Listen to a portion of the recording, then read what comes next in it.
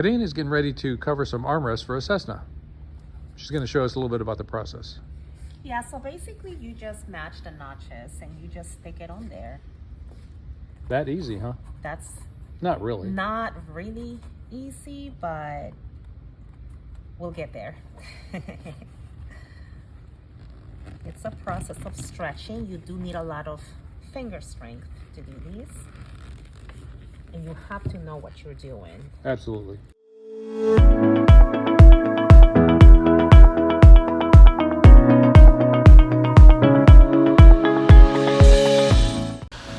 And Kadeen is applying heat to the work so that the leather forms really nicely over the structure.